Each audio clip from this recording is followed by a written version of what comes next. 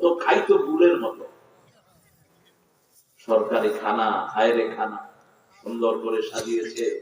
পুলিশের আইজির সামনে, ওয়াকার আমাদের প্রিয় সেনাপতি সামনে, বিমান বাহিনীর প্রধান সামনে, নৌবাহিনীর প্রধান সামনে। তিনি ধমকাচ্ছেন, এই ওয়াকার, তোরে কি দেই নেই? অভদ্র। একজন পদস্থ লোককে সম্মান দিয়ে কথা বলবি।